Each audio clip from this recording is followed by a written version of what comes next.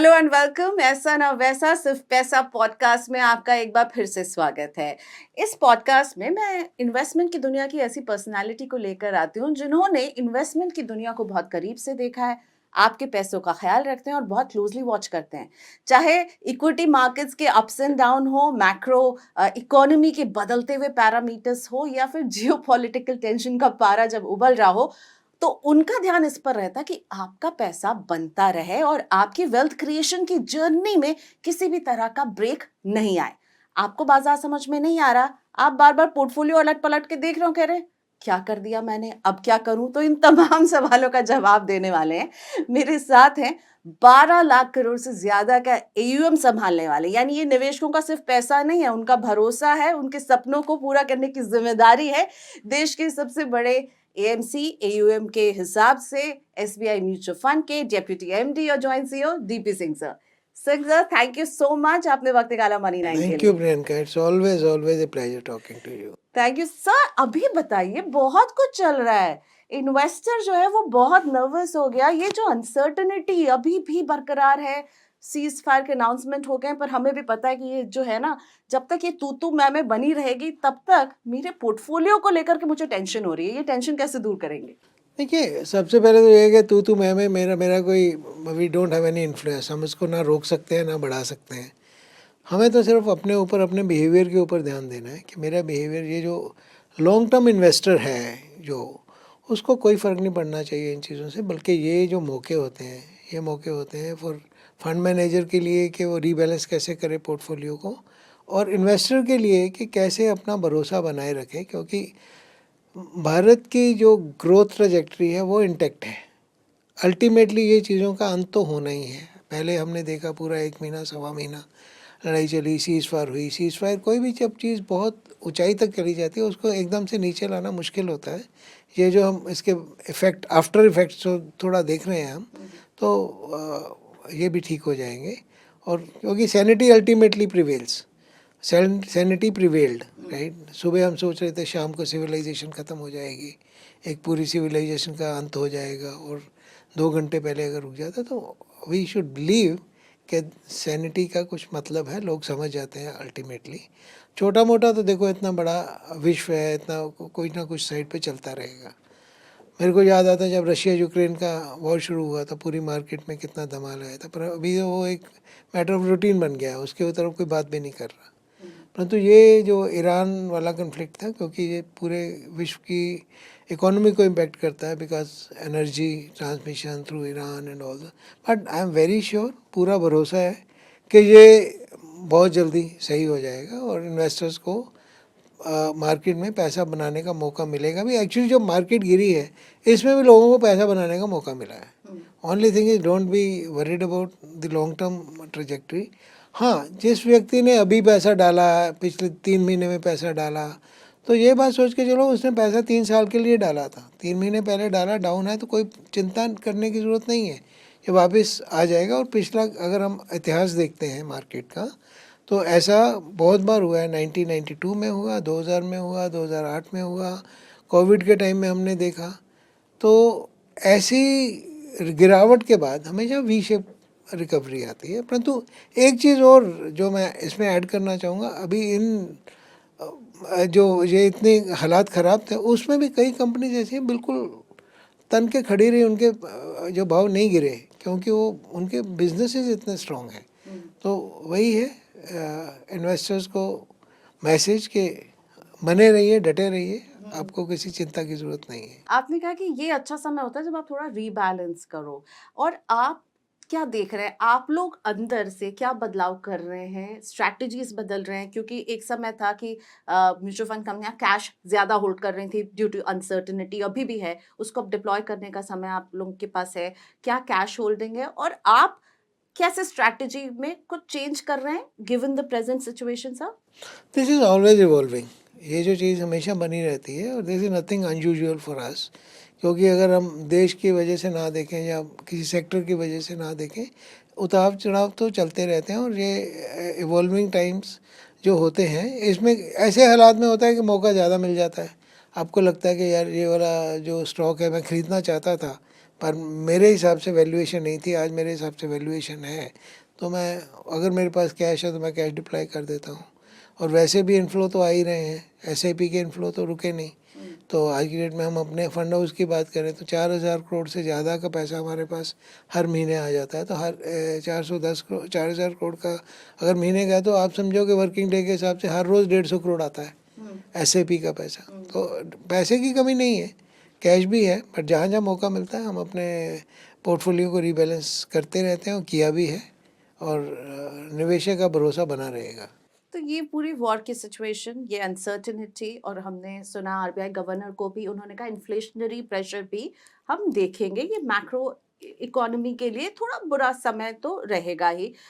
ऐसे में अगर महंगाई बढ़ती है तो एक मिडिल क्लास जिसको शायद स्ट्रगल करना पड़े अपना घर चलाने के लिए, अपनी ईएमआई देने के लिए, क्योंकि अब लग रहा है कि आरबीआई ने अभी रेट कट पे तो पॉज कर दिया है, पर रेट बढ़ भी सकते हैं।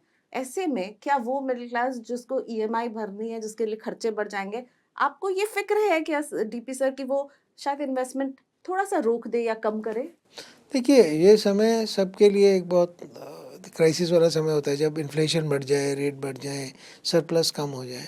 परंतु जहाँ तक देखो, तीन तरह के इन्वेस्टर हैं। एक तो इवॉल्व इन्वेस्टर है जिसका पैसा बना हुआ है, बड़े हुए हैं, वो आगे जा रहे हैं। दूसरा जो मिडिल क्लास है जिसने एसआईपी के थ्रू पैसा लगाया है।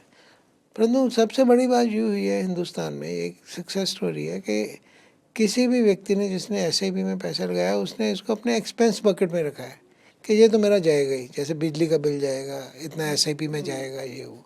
हाँ, जब भी कभी ऐसी सिचुएशन आएगी एसआईपी के ऊपर वो तनाव बढ़ सकता है कि कुछ लोग एसआईपी रोक दें अगर ऐसा हो। परंतु इतना बड़ा यूनिवर्स है, आज की डेट में 10 करोड़ एसआईपी चल रही हैं और हर साल में, मतलब हर महीने 5 से 10 लाख नई एसआईपी आ जाती हैं। हो सकता है ग्रोथ में थोड़ी कमी आए, परंतु ये बहुत ज़्यादा कम हो जाएगी या आज की डेट में 30,000 से 20,000 पे आ जाएगी, 15, ऐसा मेरे को बिल्कुल नहीं लगता। हाँ, 30,000 से 40,000 ना जाके 30,000 से 32,000 35,000 हो जाए एक साल। हल्का डेंट आ हल्का सकता है। डेंट आ सकता है।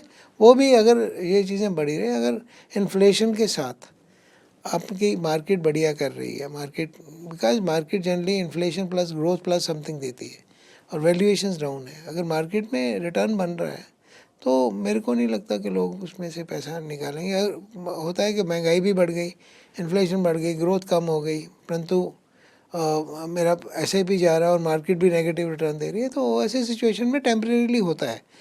परंतु अभी भी लोगों का पैसा जो उन्होंने आज से 3 साल पहले 5 साल पहले शुरू किया है वो बहुत बढ़िया प्रॉफिट पे आज के दिन में भी हैं, डबल डिजिट रिटर्न उनका आज भी है। तो इसलिए मेरे को नहीं लगता लोगों का विश्वास टूटेगा, विश्वास बना रहेगा।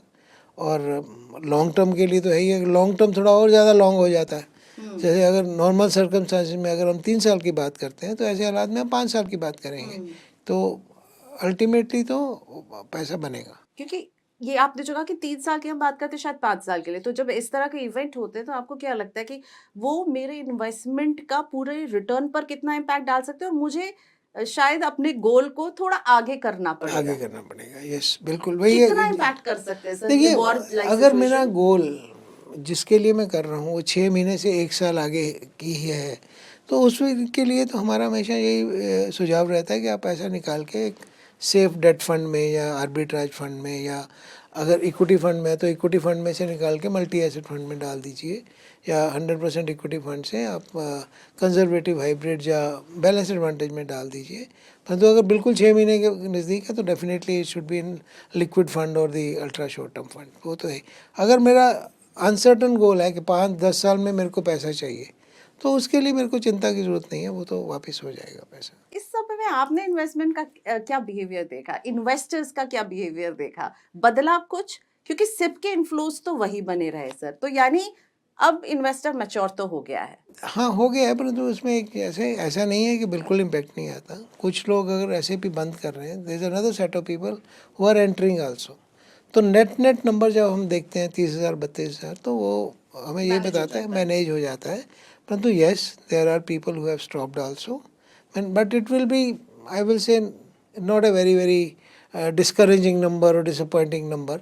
थोड़ा बहुत तो होता है, हर एक का साइकिल, हर एक के लाइफ साइकिल में कोई रिटायर हो रहा है तो बंद करेगा ही करेगा, या कोई ऐसा है कि जिसने 5 साल के लिए किया था, 5 साल के बाद उसने कुछ और शुरू कर दिया या उसकी ईएमआई शुरू हो गई, तो ऐसे भी बंद होगी। कई नेचुरल इवेंट्स जो हर एक की लाइफ में होते हैं वो तो होएगा ही, क्योंकि ओपन एंडेड है, किसी को भी जब भी चाहिए पैसा तो मेरे कंट्रोल में है, जब भी मैं चाहूँ ले सकता हूँ।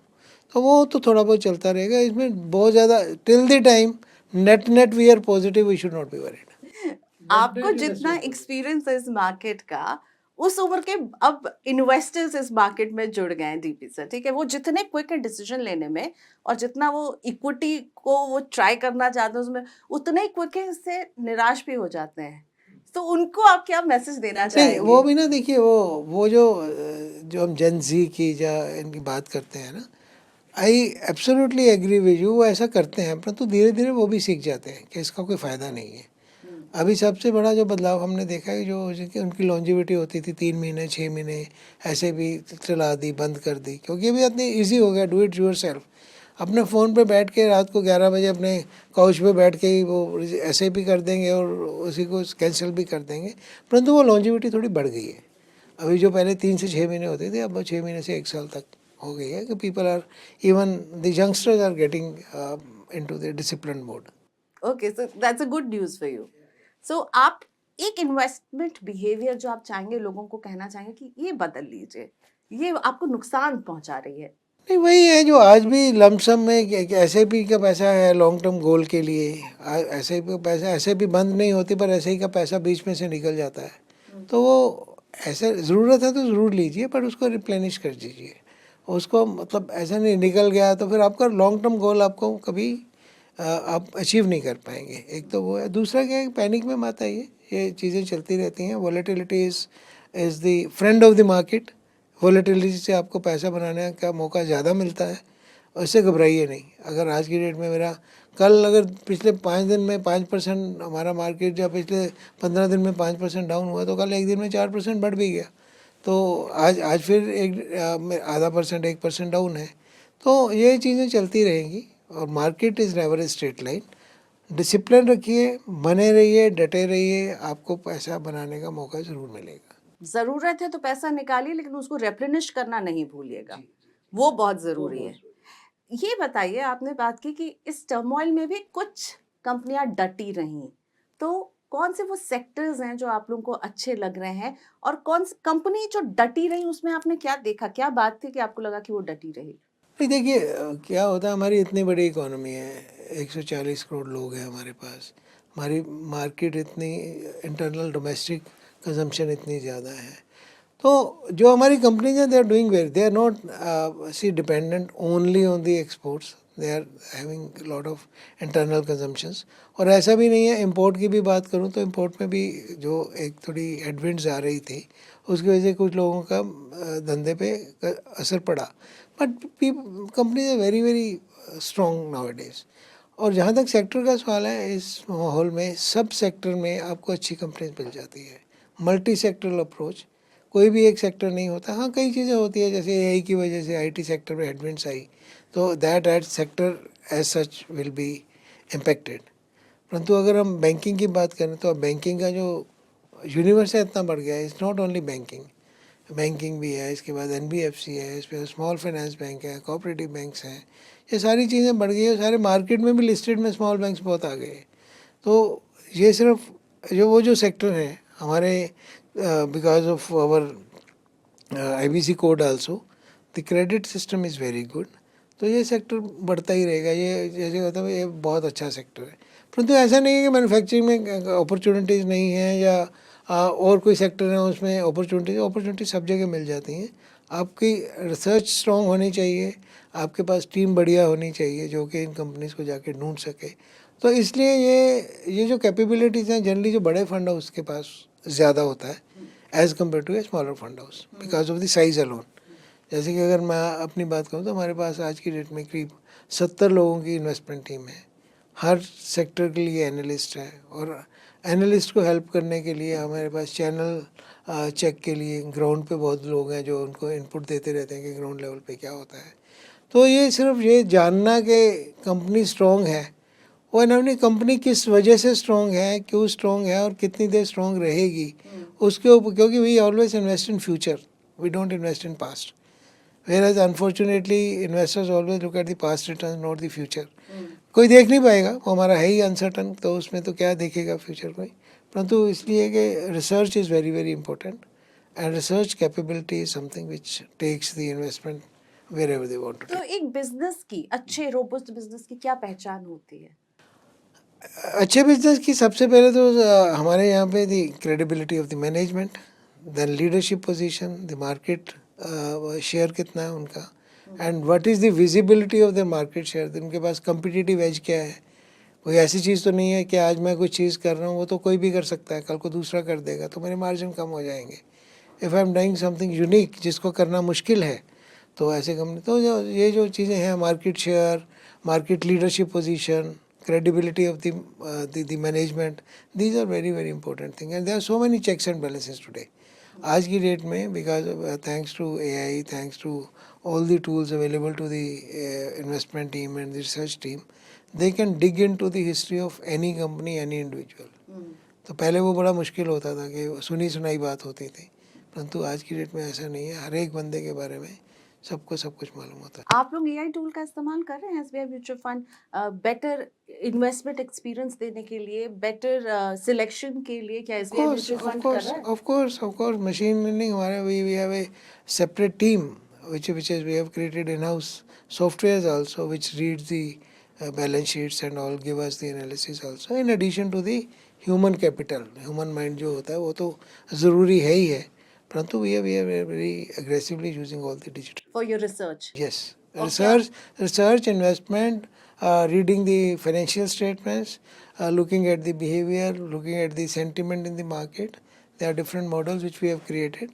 We are taking using those. Okay, so I would want to know sir, crude को लेकर के अभी भी $90 के ऊपर क्रूड है. आरबीआई गवर्नर ने भी कहा, एफएम ने भी चिंता जताई है. इम्पोर्ट बिल, कैड हमारे लिए जो है करंट अकाउंट डेफिसिट में इशू हो सकता है, और ऐसे में ये दबाव आपको क्या लग रहा है अर्निंग्स पर कंपनियों के पड़ते हुए नजर आ रहा है? देखो वही है, इन्फ्लेशन टैक्स कंपनियों के ऊपर दबाव बढ़ेगा, कंपनी अपना रेट बढ़ाएंगी, अपने प्राइस बढ़ाएंगी. जब प्राइस बढ़ाते हैं तो उसमें मार्जिन इनबिल्ट होता है.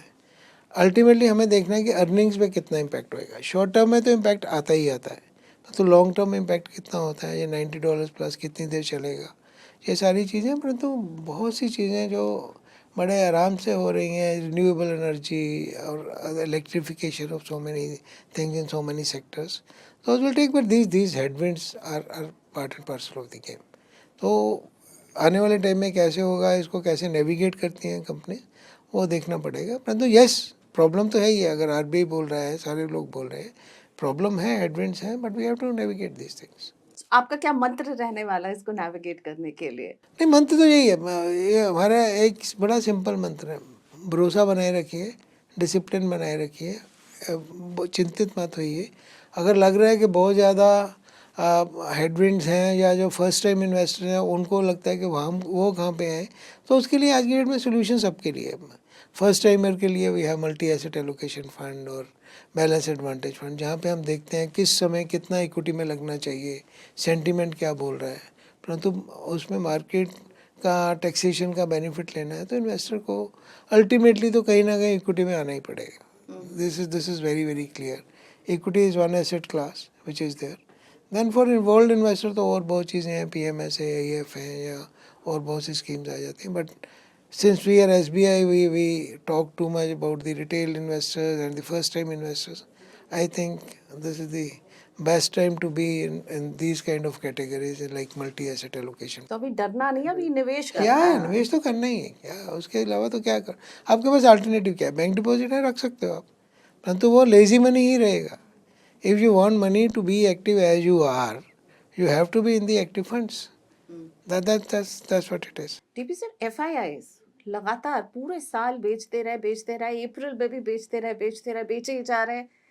कब आएंगे, नहीं आएंगे, कैसे आएंगे? क्या चीज है जो उनको दूर रख रही है, और ये अनसर्टनिटी और जो है उसकी वजह से और दूर जा रहे हैं, और इमर्जिंग मार्केट्स उनको, दूसरे इमर्जिंग मार्केट्स उनको ज्यादा अट्रैक्टिव क्यों लग रहे हैं? नहीं, वो तो देखिए कोई भी व्यक्ति होगा आज की डेट में. हम अगर हिंदुस्तान में भी बात करूं, अगर मैं एक इन्वेस्टर हूं, तो मेरे को किस फंड में पैसा लगाना है जहां मेरे को लगता है अच्छी मेरे को वैल्यूएशन मिलने वाली है या अच्छा पैसा बनने वाला है, तो उसी हिसाब से ही होगा। परंतु उसमें कि एफआईआईज भी पैसा बनाने के लिए आते हैं। Long term growth trajectory is intact, they will definitely come, if not today tomorrow they will have to come, they can not ignore India. परंतु हमारी सबसे बड़ी खुशी की बात ये है, जो तसल्ली की बात है, हमारी internal inflows in the markets are so good. I am not saying that we are not capital scarce, we still need much more capital, but capital deficient नहीं होने दे रहे। कैपिटल अवेलेबल है, चाहे वो बैंक से है, चाहे वो मार्केट से है, या इक्विटी मार्केट से है, या थ्रू म्यूचुअल फंड्स है। तो वो कैपिटल स्केर्सिटी मेरे को नहीं लगता कि is going to be a bigger issue. FIIs are welcome to create more capital, bring in more capital so that we can hasten our process of further growth. But वो आएंगे, हमें ये तो विश्वास है। इंतजार लंबा करना पड़ रहा है इस बार, लेकिन हाँ नहीं ठीक है, परंतु हमारी local market, local domestic investors have taken care of that. So hats off to them. So war, uncertainty, crude on a boil, gold और सिल्वर का ऊपर नीचे जाना, सब कुछ के बीच में आप कन्विक्शन के साथ कह सकते हैं कि अभी जो एक अपनी इन्वेस्टर जर्नी शुरू करना चाहता है इन्वेस्टमेंट के लिए, ये राइट टाइम है या अभी थोड़ा रुक जाओ? नहीं देखिए, राइट टाइम तो बिल्कुल राइट टाइम है इसी टाइम पे, परंतु मैं ये नहीं कहूँगा कि जो पहली बार आ रहा है उसको 100% डाइवर्सिफाइड इक्विटी फंड में आना चाहिए, उसको एक multi asset allocation type fund में आना चाहिए, ताकि उसके पैसे का ध्यान फंड मैनेजर खुद रख सके। क्योंकि मैं ये मान के चलता हूँ, जो फर्स्ट टाइम बंदा आ रहा है उसको मार्केट के बारे में ज़्यादा मालूम नहीं है। Take the services of fund managers, they will take care of your money. कितना परसेंट जाना है बैलेंस एडवांटेज फंड में किसी टाइम पे, आज की डेट में मेरे को 30% जाना है या 100% जाना है। परंतु दूसरी एक मेरा ये है कि कोई भी व्यक्ति जो निवेश कर रहा है आज की डेट में, उसको कम से कम 5 साल के समय लेके आना चाहिए। और ऐसे भी कर रहा है तो ऐसे भी में कोई दिक्कत नहीं है, ऐसे भी शुड कंटिन्यू। रादर अगर आपका जो एक इकोनॉमिक लेवल बढ़ता है या इनकम बढ़ती है, तो उसको टॉप अप ज़रूर करिए, स्टेप अप ज़रूर करिए, वो बहुत ज़रूरी है। क्योंकि इन्फ्लेशन अगर होएगी तो पैसे की वैल्यू कम होएगी, और पैसे की वैल्यू कम, आपका इन्फ्लेशन का ध्यान रखा जाए, इसके लिए समय समय पे जैसे ही आपकी इनकम बढ़ती है, उसको आपकी SIP को टॉप अप करना बहुत ज़रूरी है। सर, SIF स्पेशलाइज्ड इन्वेस्टमेंट जो आप लोग लेकर के आ रहे हैं, सिप मतलब ये दोनों बिल्कुल ऑपोजिट है। सिप आपको अलाउ करती है कि मेरी जेब में जितने पैसे हैं, अगर मैं 1000 ही अफोर्ड कर सकती हूँ तो 1000 की कर दूँ, 2000 कर सकती हूँ 2000 की कर दूँ। लेकिन SIF का टिकट साइज ही है 10 लाख। आपका एक हाइब्रिड फंड है इसमें। इसको आप कैसे देख रहे हैं इस भारतीय मार्केट में? SIF जहाँ की हम बड़े प्राइस कॉन्शियस हैं, वहां पर इसको लेकर के आपके क्या विचार है? देखिए, प्राइस कॉन्शियस के हिसाब से तो प्राइस तो मेरे ख्याल में अगर आप स्पेसिफिकली हाइब्रिड फंड की बात करें, तो प्राइस के हिसाब से तो ये कोई ज़्यादा नहीं है, मतलब कम है, रादर नॉर्मल एक्टिव फंड से कम कॉस्ट पे है। दूसरा इसमें यह है कि देखिए, हमारे जो यूनिवर्स है इन्वेस्टर्स का इतना बड़ा है, छोटे छोटे निश भी बहुत बड़े हैं।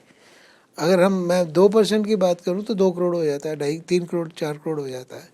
तो अगर अब मैं SIF की बात करूं तो SIF हाइब्रिड में स्पेशली उसको इसी तरह से मैन्युफैक्चर किया गया है कि एक बढ़ती हुई मार्केट में ये ज़्यादा नहीं बढ़ेगा, पर गिरती हुई मार्केट में ज़्यादा गिरेगा नहीं। हम डेरिवेटिव को यूज़ करके इसको हेज करके रखेंगे। ये मैं एक सिंपल लेमन लैंग्वेज में, मैं और स्ट्रेटजी की बात नहीं कर रहा। तो उसमें अभी आपने देखा होगा, जैसे हमारा SIF था, तो अभी पूरे 10% 12% मार्केट गिरी, तो उसमें भी ये मतलब इसकी NAV 10 से कम नहीं हुई। तो ये जो डेरिवेटिव जो पोजीशन ले रखी थी हेजिंग की वजह से, we could hold the fall. तो आने वाले टाइम में बहुत ज़्यादा रिटर्न नहीं देगा, बहुत कम रिटर्न नहीं देगा, पर ये है कि हमारा उद्देश्य रहेगा किस तरह से हम इस जो डेरिवेटिव्स को यूज़ करके बैंक डिपॉजिट रेट जो जनरली मार्केट में है उससे 2 से 3% ज़्यादा दे सकें। और उसके ऊपर क्योंकि बेनिफिट आ जाता है टैक्सेशन का, इक्विटी टैक्सेशन लगती है, तो the post tax return is very very good for the investors. And this is a big निश who don't want to take the benefit of equity market but don't want to take the risk of the downside of the market. So for this niche, this is the best product. कैसा response मिला है Deepi sir आपके सिफ को? मैं तो कहूँगा अच्छा मिला है। आज की डेट में more than 40% market share is with us. तो आज की डेट में ये एक ही फंड है, वो अब आज की डेट में करीब 3,500 करोड़ का हो गया है, जो जबकि number of investors, number of distributors are very less, क्योंकि लोगों ने अभी एग्ज़ाम नहीं पास किया, बैंक्स ने ज़्यादा बेचना शुरू नहीं किया। ये या तो डायरेक्ट लोग आए हैं या इंडिविजुअल फाइनेंशियल एडवाइज़र की तरह से, या उन कॉलम उन उस बैंक से आए हैं जहाँ पे लोगों ने एग्ज़ाम वगैरह पास कर लिए। तो अभी but this is very scalable. आज की डेट में 3,500 करोड़ का जो फंड है, मेरे को लगता है मतलब this can be scale to 1,00,000 crore also. तो बहुत बड़ा फंड बनेगा और एक आम निवेशक के लिए ये सबसे बढ़िया फंड है। अब ये बताइए कि अभी जो है पूरा एओए म्यूचुअल फंड इंडस्ट्री का, ठीक है, 81 लाख करोड़ के पास पहुंचता हुआ नजर आ रहा है। 20% का ईयर ऑन ईयर एक बहुत अच्छा जो है हम अपवर्ड ट्रैजेक्टरी देख रहे हैं। अब आगे इसको कहाँ जाते हुए आप नहीं, देखिए दो चीज़ें होती हैं एजीएम बढ़ने के लिए। एक तो मार्क टू मार्केट के आपका जो एग्जिस्टिंग पोर्टफोलियो है उसमें कितना बढ़ाव मार्केट की वजह से होता है, और दूसरा आप कितने और नए निवेशक या एग्जिस्टिंग निवेशक से पैसा लेके आ सकते हो। मेरे हिसाब से लोगों का विश्वास बना हुआ है, टूटा नहीं है, अभी भी लोग पैसा लगा रहे हैं।